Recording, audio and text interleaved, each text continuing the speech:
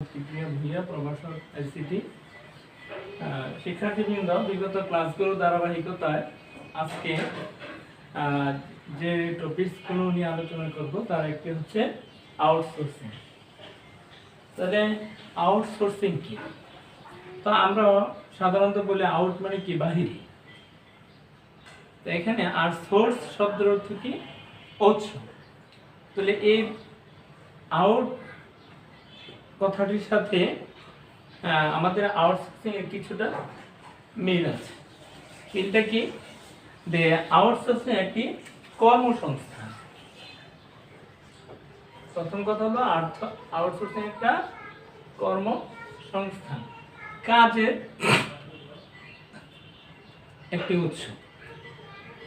তাহলে আমরা প্রত্যেকটি মানুষের কোনো না কোনো পেশা থাকে। তার পেশাগুলো আমরা বাস্তব জীবনে যে যে পেশা করে পেশায় নিয়োজিত, সেই পেশার একটা নির্দিষ্ট কি অফিসে একটা নির্দিষ্ট টাইম টেবিল থাকে।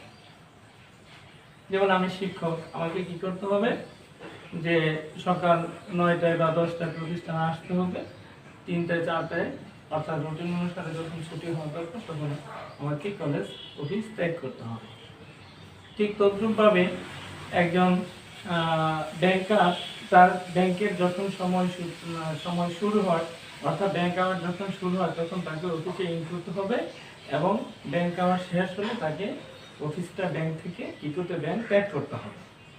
এভাবে প্রত্যেকটি পেশার জীবী তার একটা নির্দিষ্ট কাজের একটা রুটিন ওয়ার্ক থাকে, একটা নির্দিষ্ট অফিস থাকে, একটি ঠিকানা থাকে। তাকে ওই নির্দিষ্ট অফিস বা ঠিকানায় প্রতিদিন রুটিন অনুসারে তার রুটিন ওয়ার্কগুলো কাজ করতে হবে। আর এর ব্যত্যয় যদি ঘটায় তাহলে কিন্তু সেটা কি, তার জন্য পানিশমেন্ট হবে। প্রিয় শিক্ষার্থীবৃন্দ, আমরা আজকে যে টপিকসটা নিয়ে আলোচনা করব সেই টপিকসটার জন্য হচ্ছে আউটসোর্সিং। এটার জন্য কোনো কি নির্দিষ্ট টাইম টেবিলের প্রয়োজন নয়, অর্থাৎ রুটিনের প্রয়োজন নয়, নির্দিষ্ট অফিসের দরকার নেই। তাহলে একজন ব্যক্তি তার কাজে মানে সে তার, আমি শিক্ষক, আমি আমার শিক্ষকতা পেশা, অর্থাৎ সকাল 9টা থেকে 4টা পর্যন্ত আমার অফিস টাইমের পরে আমি যে কোনো মুহূর্তে কী করতে পারি, যে কাজটা করতে পারি। একজন ব্যাংকার, সে তার নিজের পেশার পাশাপাশি যদি কোনো কাজ করে অর্থ উপার্জন করে, এই বিষয়টা হচ্ছে কি আউটসোর্সিং। তাহলে আউটসোর্সিংটা আমি একটু যদি বইয়ের ভাষায় বা সংজ্ঞাটা লিখতে চাই, কি লিখবো, যে অনলাইন মার্কেট প্লেস থেকে হাজার হাজার কাজ থেকে নিজের যোগ্যতা অনুযায়ী চুক্তিবদ্ধ হয়ে কাজটা সম্পাদন করে অনলাইনের মাধ্যমে যদি আমরা কি করে অর্থটা গ্রহণ করে থাকি, সে যে উন্মুক্ত পেশা, সেই উন্মুক্ত পেশাটির নাম হচ্ছে আউটসোর্সিং। অর্থাৎ আউটসোর্সিং এর জন্য কি দরকার? আউটসোর্সিং এর জন্য দরকার হচ্ছে ইন্টারনেট। প্রথম কথা দরকার ইন্টারনেট, তারপরে দরকার হচ্ছে কি স্মার্ট ডিভাইস। স্মার্ট ডিভাইস বলতে তোমরা নিশ্চয়ই জানো স্মার্ট ডিভাইস কি, যে ল্যাপটপ, ট্যাব, কম্পিউটার, স্মার্টফোন, এই ধরনের একটা স্মার্ট ডিভাইস লাগবে। সাথে সাথে কি থাকবে, ইন্টারনেট কানেক্টিভিটি লাগবে, আদার সফটওয়্যারগুলো লাগবে। তাহলে এই অনলাইনের মাধ্যমে এই স্মার্ট ডিভাইসগুলো ব্যবহার করে কোনো ব্যক্তি তার একটা আইডি খুলতে হবে। তাকে কি করতে হবে, একটি আইডি খুলতে হবে। এই আইডিটা খুলে অনলাইনে বায়াররা হাজার হাজার কাজ দিয়ে থাকে। ওই কাজগুলো বিড করলে সে যখন কাজটা পাবে, কাজটা পাওয়ার পরে চুক্তি অনুযায়ী যখন সে কাজটা সম্পাদন করবে, এবং সম্পাদন করার পর অনলাইনের মাধ্যমে তাকে ক্রেডিট কার্ড বা অনলাইন ব্যাংকিং এর মাধ্যমে সে কি অর্থটা, কাজে যে চুক্তিবদ্ধ যে অর্থ, সে বিনিময় বা পারিশ্রমিকটা পেয়ে যাবে। এই যে একটি উন্মুক্ত পেশা সারা বিশ্ব জুড়ে, এই পেশাটি হচ্ছে কি আউটসোর্সিং। আউটসোর্সিং এর জন্য কি নির্দিষ্ট কোনো অফিসে যাওয়ার দরকার নাই, সকাল 8টা থেকে 5টা বা এরকম নির্দিষ্ট কোনো সময়ের দরকার নাই। তাকে যে কোনো স্থানে বসে, যে কোনো অবস্থানে থেকে, যে কোনো বয়সের লোক এই কাজটি, এই পেশাটির সাথে কি করতে পারবে, জড়িত হতে পারবে। আর এই যে কর্মসংস্থান, এই কর্মসংস্থানটা হচ্ছে কি আউটসোর্সিং। তা আউটসোর্সিং এর মাধ্যমে আমাদের হাজার হাজার বেকার যুবকরা কি হচ্ছে এখন স্বাবলম্বী হচ্ছে। কারণ আমরা আমাদের প্রাতিষ্ঠানিক মানে চাকরি বা অন্য কোনো বিজনেস আসলে মানে করতে গেলে, যে চাকরি করতে গেলে বাংলাদেশে তোমরা দেখো, বাংলাদেশ সহ আমরা বিভিন্ন কান্ট্রিতে তার নির্দিষ্ট কি একটি সীমাবদ্ধতা আছে, সবাই চাকরি পায় না। আমাদের যে জনসংখ্যা, শিক্ষিত জনসংখ্যা, সেই শিক্ষিত জনসংখ্যার অনুপাতে আমাদের দেশে কর্মসংস্থান, চাকরি খুবই কম, নগণ্য। কিন্তু আবার ব্যবসা করতে গেলে তাকে কি প্রচুর মূলধনের প্রয়োজন। আর আমার এই আউটসোর্সিং এর কাজগুলো করতে গেলে কি তেমন কোনো মূলধন দরকার নেই, শুধু তার কি দরকার, একটু দক্ষতা দরকার। তার কম্পিউটারে তার কি বিভিন্ন কাজ করার জন্য কি তার এক্সপিরিয়েন্স থাকতে হবে, তাহলে সে আউটসোর্সিং এর মাধ্যমে নিজকে স্বাবলম্বী করতে পারে। আমাদের দেশ বিশ্বের অন্যান্য কান্ট্রিতে কি স্কুল কলেজের বিভিন্ন ছাত্রছাত্রী, বেকার যুব সমাজ তার কি করতেছে, এই অনলাইন পেশার মাধ্যমে, এই আউটসোর্সিং এর মাধ্যমে নির্দিষ্ট যে চাকরি, এই চাকরি থেকে যে অর্থ উপার্জন করে তার চেয়ে কয়েক গুণ বেশি অর্থ উপার্জন করে এখন কিন্তু অনেকেই স্বাবলম্বী হয়ে যাচ্ছে। প্রিয় শিক্ষার্থীবৃন্দ, তো আমরা আউটসোর্সিং সম্পর্কে তোমাদেরকে যে ধারণাটা দিলাম, আশা করি তোমরা বুঝতে পারছো। তাহলে আউটসোর্সিং এর সংজ্ঞাটা কি, আউটসোর্সিং কি যদি আমরা বলি, তাহলে আউটসোর্সিং এর সংজ্ঞাটা তোমরা খাতায় কিভাবে লিখবে যে অনলাইন মার্কেট প্লেসে হাজার হাজার কাজ থেকে নিজের যোগ্যতা অনুযায়ী কাজ গ্রহণ করে সেটি সম্পাদন করে নির্দিষ্ট সময়ের মধ্যে সম্পাদন করে অর্থ উপার্জন করার যে অনলাইন বা উন্মুক্ত পেশা, সেই উন্মুক্ত পেশাটির নাম হচ্ছে আউটসোর্সিং। তা আউটসোর্সিং এর প্রক্রিয়াটা কি? যদি আমি আমার এই প্রারম্ভিক আলোচনাতে কিছু প্রক্রিয়া বলছি, যে আউটসোর্সিং প্রক্রিয়াটা হচ্ছে কি, একজন যিনি আউটসোর্সিং পেশার সাথে জড়িত হবে তাকে প্রথম কি করতে হবে, যে একটি আইডি খুলতে হবে, ওয়েবসাইটের মাধ্যমে কি একটি আইডি খুলতে হবে। বিভিন্ন ধরনের ওয়েবসাইট রয়েছে মানে আউটসোর্সিং এর, যেমন freelancer.com,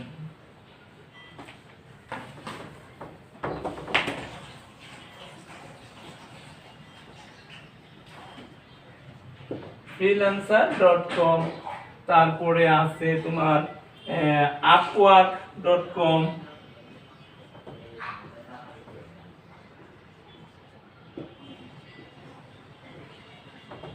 তারপরে আছে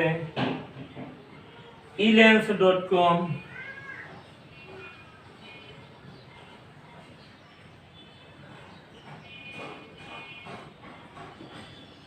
এরকম আরো অনেক কি ওয়েবসাইট আছে যেগুলোর মধ্যে কি পাওয়া যায়, যে এরকম অনলাইনে কাজ পাওয়া যায়। তাহলে freelancer.com এটি আউটসোর্সিং এর একটি অন্যতম অর্থ উপার্জনের একটি নির্ভরযোগ্য ওয়েবসাইট। 2009 সালে এই সাইটটি যাত্রা শুরু করে। এখানে যে কেউ তার নিজের যোগ্যতা অনুসারে প্রোফাইল তৈরি করে অনলাইনে বায়ারদের পোস্টকৃত বিভিন্ন কাজ জন্য রিডের মাধ্যমে বিভিন্ন আউটসোর্সিং এর কাজ পেতে পারে। তাহলে এই freelancer.com এর যাত্রা শুরু হয় 2009 সালে। এটি একটি উন্মুক্ত ওয়েবসাইট, যে কেউ কাজে রিড করে এই ওয়েবসাইটের মাধ্যমে কি বায়ারদের যে পোস্টকৃত, বায়ারদের জনগণের জন্য যে কাজগুলো ছেড়ে দেওয়া হয় ওয়েবসাইটে, ওই কাজগুলো রিড করে সে কি করে কাজগুলো সে যদি পেয়ে যায়, তাহলে কাজগুলো সম্পাদন করে সে কি করতে পারে, অর্থ উপার্জন করতে পারে। আর এটা জন্য কোনো তেমন কোনো এই সাইটটা সবচেয়ে সহজ এবং এটাতে কাজ করতে সুবিধা। এই কোম্পানির সদর দপ্তর হলো অস্ট্রেলিয়ার নিউ সাউথ ওয়েলসের সিডনি শহরে এবং প্রতিষ্ঠাতা হলেন ম্যাট ভেরি। তাহলে এইটা কত সালে এই ওয়েবসাইটটি যাত্রা শুরু হয়? এই কর্মসংস্থানের জন্য যে freelancer.com এই ওয়েবসাইটটি যাত্রা শুরু হয় 2009 সালে।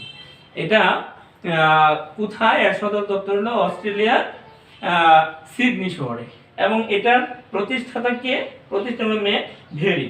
তো তোমাদের যদি এমসিকিউ প্রশ্নে সাধারণত থাকে না, এরকম যদি থাকে যে freelancer.com ওয়েবসাইটটি প্রতিষ্ঠাতা কি, তাহলে তোমরা এখন নিশ্চয় বলতে পারবে ম্যাট ভেরি।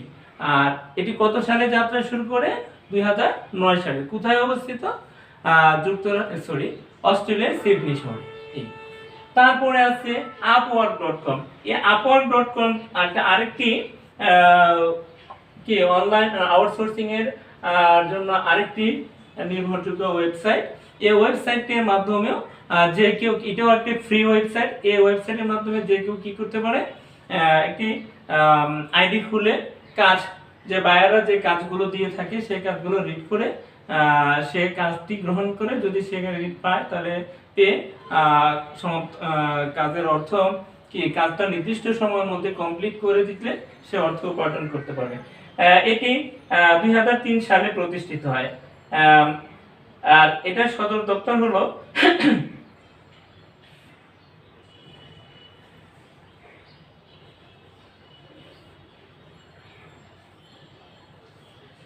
এটা সদর দপ্তর যুক্তরাষ্ট্রে। তারপর হচ্ছে elens.com। elens.comটা এটা এরকম একটি সেম আরেকটি ওয়েবসাইট। এই ওয়েবসাইটের মাধ্যমে কি আগের মতো যে কথাগুলো বলছি, যে প্রোফাইল তৈরি করে সে কাজ রিড করে সেটা কি করতে পারে, অর্থ উপার্জন করতে পারে। আরো অনেক অনেক ওয়েবসাইট আছে। তাহলে প্রিয় শিক্ষার্থীবৃন্দ, তাহলে মোট কথা হচ্ছে কি, অনলাইন আউটসোর্সিং বা অনলাইন কর্মসংস্থানটা কি।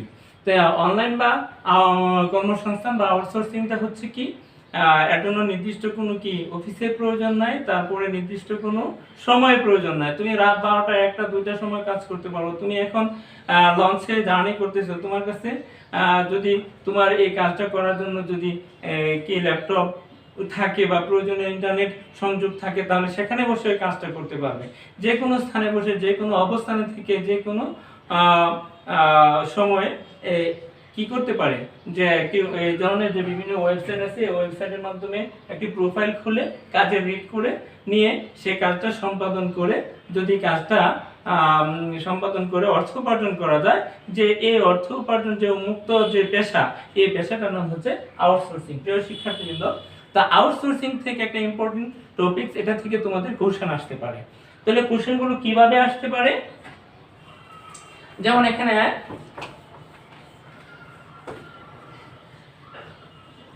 লিখতে পারে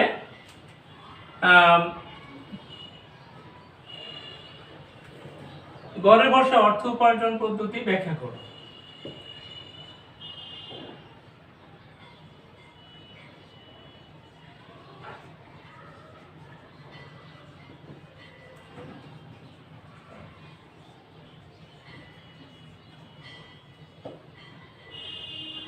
দুই, অনলাইন ভিত্তিক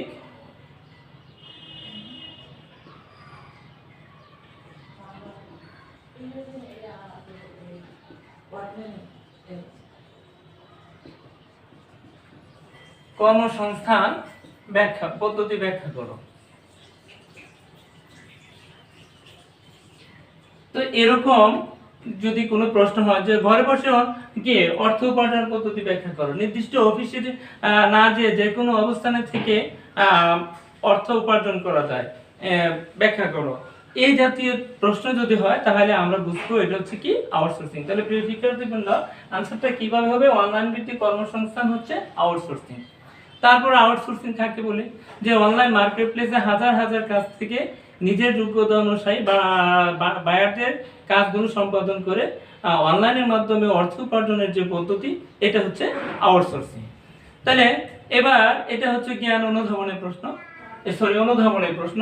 এবার যদি আসে যে এভাবে প্রশ্ন হতে পারে, উদ্দীপক থাকতে পারে যে মিস্টার রহিম স্নাতকোত্তর ডিগ্রি অর্জন করার পর দীর্ঘদিন বেকারত্বের সমস্যায় ভুগতেছিলেন।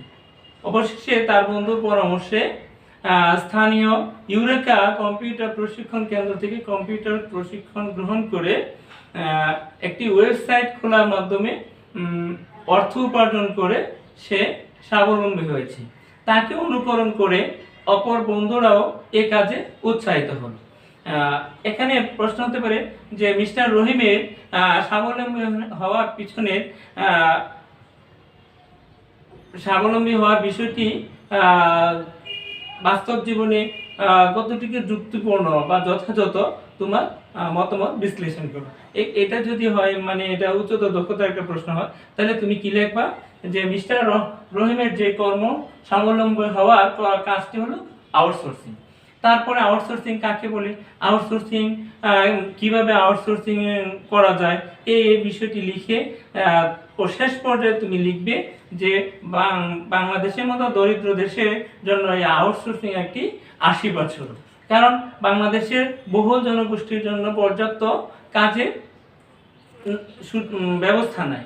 এক্ষেত্রে অনলাইনের মাধ্যমে মিস্টার রহিম যে কাজ সম্পাদন করলো, এতে করে সে নিজে কি স্বাবলম্বী হলো এবং বাংলাদেশের মধ্যে অনেক বেকার যুব সমাজ এই কাজ সম্পাদনের মাধ্যমে এই কাজের সাথে যুক্ত হয়ে যদি অর্থ উপার্জন করে, তাহলে বাংলাদেশে বেকার সমস্যা দূরীকরণ হবে, পক্ষান্তরে রাষ্ট্র আর্থিকভাবে লাভবান হবে, ব্যক্তির পাশাপাশি রাষ্ট্রকে আর্থিকভাবে লাভবান হয়। কারণ ব্যক্তি যদি আর্থিকভাবে স্বাবলম্বী হয়, তাহলে ব্যক্তি টাকাগুলো কোথায় খরচ করবে, বাংলাদেশে খরচ করবে। পাশাপাশি বিদেশ থেকে যে সেই যে টাকাটা গ্রহণ করবে, এর একটা রেমিটেন্স সরকারকে দিতে হবে। তাহলে ব্যক্তি কি হলো, স্বাবলম্বী হলো। এখান থেকে কি হলো, ব্যক্তি স্বাবলম্বী হওয়ার কারণে আমাদের দেশে বেকারত্ব কি হলো, দূর হলো, পাশাপাশি দেশও স্বাবলম্বী হলো। তাহলে এই আমি মনে করি যে এই আউটসোর্সিং এর মাধ্যমে দেশের বেকারত্ব সমস্যা দূর করা সম্ভব এবং রাষ্ট্রের আর্থিক উন্নয়ন সম্ভব। এই প্রেক্ষিতে আমি মনে করি যে রহিমের কর্মসংস্থানটি বাস্তবতার সাথে যথার্থ এবং যুক্তিযুক্ত। প্রিয় শিক্ষার্থীবৃন্দ, এ হচ্ছে আউটসোর্সিং। আশা করি তোমরা বইটা বাসায় গিয়ে পড়লে আরো এ বিষয়ে লিখতে পারবে। আরেকটি টপিক নিয়ে আজকে আলোচনা করব, সেটা হচ্ছে ই কমার্স।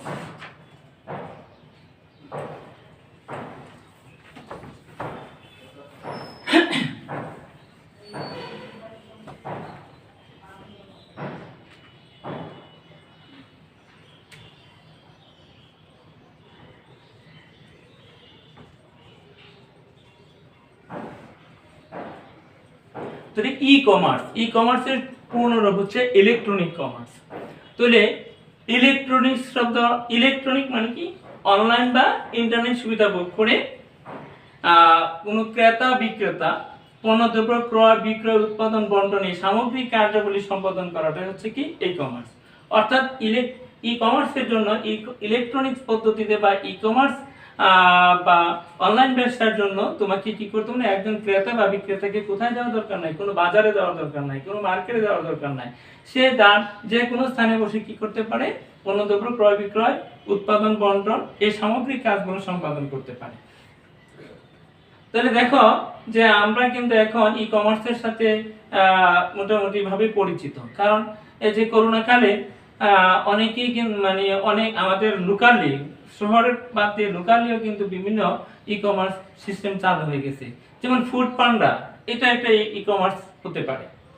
কি তোমরা ফুড পান্ডা তো দেখা হয়েছে, সাইকেল দিয়ে কাঁধে ব্যাগ নিয়ে ছাত্ররা দৌড়াদৌড়ি, মানে ওই কি বলে কর্মীরা যার যার বাসায় কি খাবার পৌঁছে দেয়। তাহলে কি তুমি কি দোকানে গিয়ে খাবার অর্ডার দিছিলা? না, বাসায় বসে কি করছো, ইন্টারনেটের মাধ্যমে কি তার খাবারটা অর্ডার দিছে, আর খাবারটা তোমার কোথায়, বাসায় পৌঁছে গেছে। এই যে হোম ডেলিভারি সিস্টেমটা, এটা কি একটা ই কমার্স, এটা ই কমার্স। তাহলে ই কমার্সের জন্য কি কোনো ব্যক্তিকে কোথায় যেতে হয় না, কি বাজারে যাওয়ার দরকার নাই।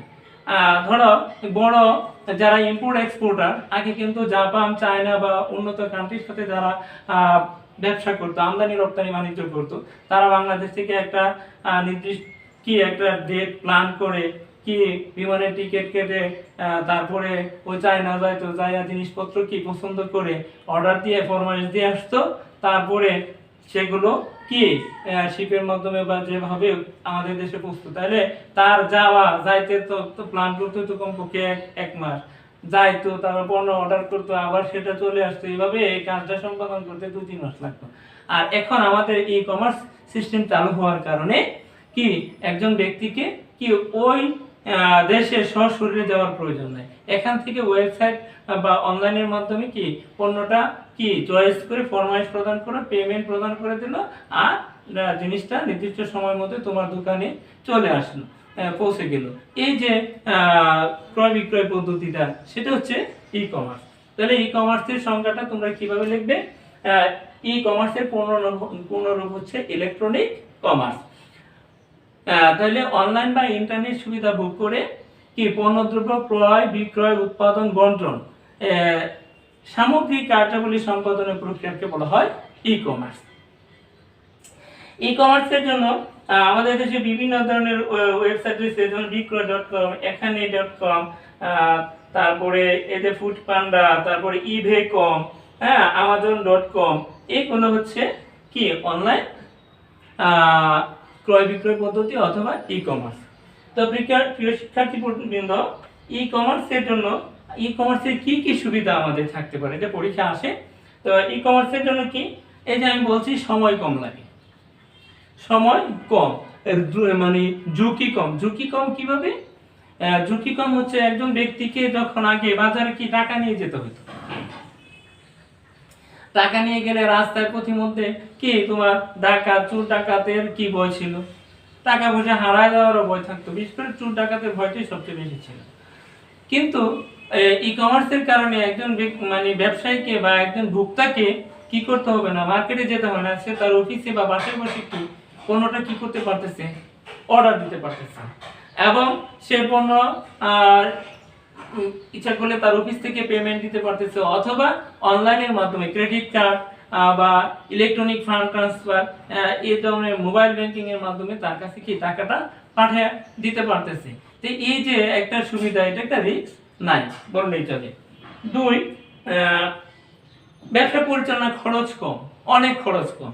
কারণ ই কমার্সের পদ্ধতিতে একজন ক্রেতা বিক্রেতা যখন ব্যবসা করে তার জন্য কি বড় ধরনের কোনো শোরুম প্রয়োজন নাই। আমি মনে করি কি সে একটা ওয়েবসাইট খুলবে, ওয়েবসাইটে তার পণ্যের কি বিজ্ঞাপন দিয়ে দিবে, পণ্যগুলো নমুনা ওয়েবসাইটে দিয়ে দিবে, আর একজন ক্রেতা সে ওয়েবসাইটের মাধ্যমে পণ্যগুলো দেখে কি করবে, অর্থটা পণ্যটা ফরমাইশ দিবে। এবং তাইলে এক অন্যদিকে একজন বড় একটা দোকানে হলে অনেকগুলো বিক্রয় কর্মী দরকার ছিল, এখন তাকে এত বিক্রয় কর্মীও দরকার নাই। তো সুতরাং যেহেতু বড় মার্কেট মানে বড় দোকানের প্রয়োজন নাই, অনেক বিক্রয় কর্মী দরকার নাই, প্রয়োজন নেই, এক্ষেত্রে তাহলে ব্যবসায় খরচ কম লাগবে। তারপর ভৌগোলিক সীমাবদ্ধতা অতিক্রম করে সহজে ক্রেতা কাছে পৌঁছা যায়।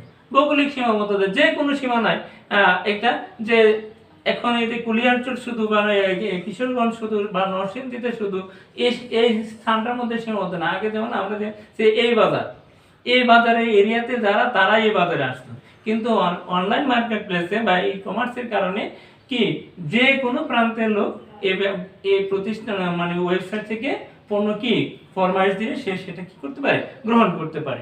এই সুবিধাটা রয়েছে। তাহলে ভৌগোলিক সীমাবদ্ধতা নেই।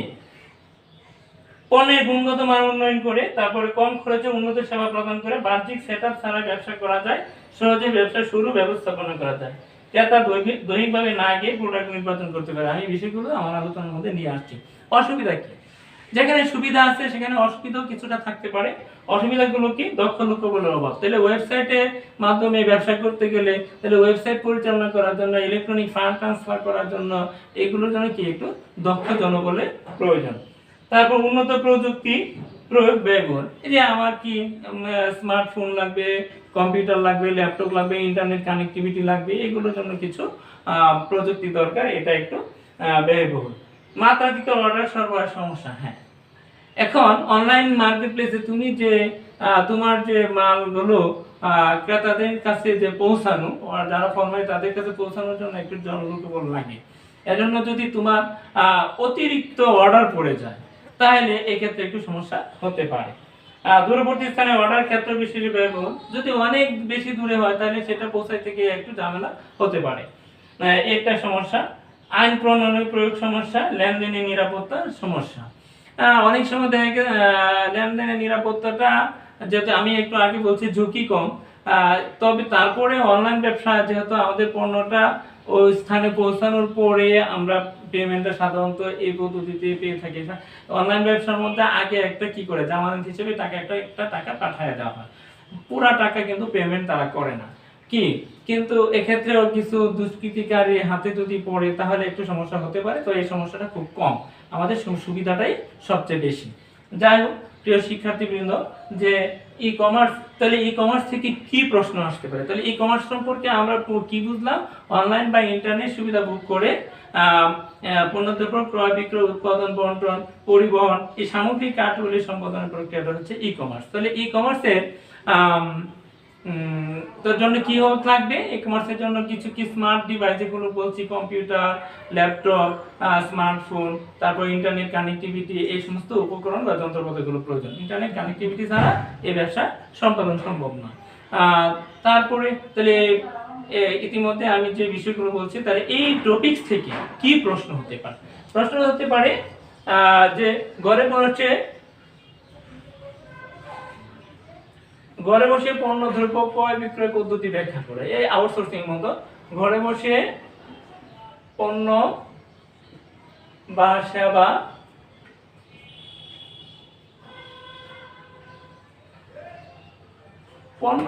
পণ্য দ্রব্য ক্রয় বিক্রয় পদ্ধতি ব্যাখ্যা করো।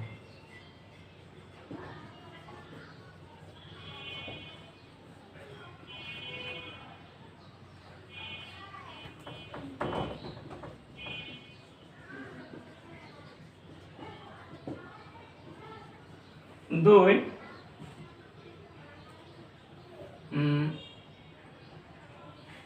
অনলাইন ভিত্তিক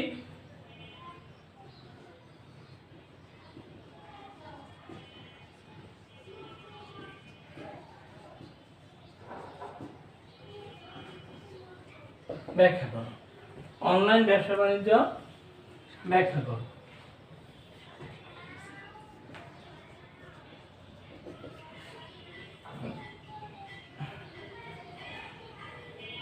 তাহলে আরো থাকতে পারে, তাহলে ঘরে বসে পণ্য ক্রয় বিক্রয় পদ্ধতি ব্যাখ্যা করো, অনলাইন ব্যবসা বাণিজ্য ব্যাখ্যা করো, এই জাতীয় প্রশ্ন যদি থাকে তাহলে আমাদেরকে বুঝতে হবে যে এটা হচ্ছে কি ই কমার্স। তাহলে ঘরে বসে পণ্য ক্রয় বিক্রয় পদ্ধতি ব্যাখ্যা করো, তুমি লিখবা ঘরে বসে পণ্য ক্রয় বিক্রয় পদ্ধতি হচ্ছে ই কমার্স। তারপর লিখবা ই কমার্সের পুনরূপ হচ্ছে ইলেকট্রনিক কমার্স। তারপরে তুমি লিখবা, এটা জ্ঞান চলে গেল। তারপরে তুমি অনুধাবনে এসে লিখবা অনলাইন বা ইন্টারনেট সুবিধা বুক করে পণ্যদ্রব্য ক্রয় বিক্রয়, উৎপাদন, বন্টন, সামগ্রিক কার্যগুলি সম্পাদন প্রক্রিয়াকে বলা হয় ই কমার্স। তারপরে ই কমার্সের কি কি সুবিধা আছে, কি কি সুবিধা অসুবিধা আছে, 2-3 কথা লিখে, যেহেতু 2 নম্বর সেজন্য এত খুব বেশি লেখা দরকার নয়, 2-3 কথা লিখে শেষ করে দেবে। এবার বড় প্রশ্ন কিভাবে হতে পারে, যে প্রয়োগ বা উচ্চতর দক্ষতা প্রশ্ন কিভাবে হতে পারে? প্রিয় শিক্ষার্থীবৃন্দ, এরকম হতে পারে যে মিস্টার এক্স একজন আমদানি রপ্তানিকারক।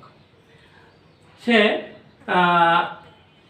বিগত সময়ে বা আজ থেকে 5 বছর বা 10 বছর আগে জাপান বা চায়নাদের সাথে ব্যবসা করার জন্য সরাসরি সেখানে উপস্থিত হয়ে পণ্যদ্রব্যের কি ফরমাইশ দিয়ে দিত, এবং ওখানে টাকা পেমেন্ট করা, মানে হাতে হাতে টাকা পেমেন্ট করা বা নগদে টাকা পেমেন্ট করতে হতো। কিন্তু বর্তমানকালে অনলাইন বা ইন্টারনেটের মাধ্যমে পণ্যদ্রব্য মানে ক্রয় বিক্রয়ের জন্য তাকে চায়না বা জাপান বা অস্ট্রেলিয়া এরকম কান্ট্রিতে যেতে হয় না, অথবা বাংলাদেশে নরসিংদীতে বসে কিশোরগঞ্জ অথবা ঢাকাতে যাওয়ার প্রয়োজন হয় না। সে ঘরে বসে কি অনলাইনের মাধ্যমে পণ্যদ্রব্য পছন্দ করে সে ফরমাইশ দেয় এবং মূল্য পেমেন্ট পরিশোধ করে, আর ঘরে থেকে তার কাঙ্ক্ষিত সেবাটি সে পেয়ে যায়। এখানে এরকম একটা কথা, যে উদ্দীপকে মিস্টার এক্স এর ব্যবসা বাণিজ্যের সুবিধাগুলো বিশ্লেষণ করবা বা সুবিধা অসুবিধাগুলো বিশ্লেষণ করো, তাইলে তোমাকে বুঝতে হবে মিস্টার এক্স এর ব্যবসা বাণিজ্যটি হচ্ছে ই কমার্স। তারপরে ই কমার্স সম্পর্কে যে কিছু লেখা দরকার তুমি লিখবা। হ্যাঁ, তাহলে প্রিয় শিক্ষার্থীবৃন্দ, আজকের মতো এখানেই শেষ।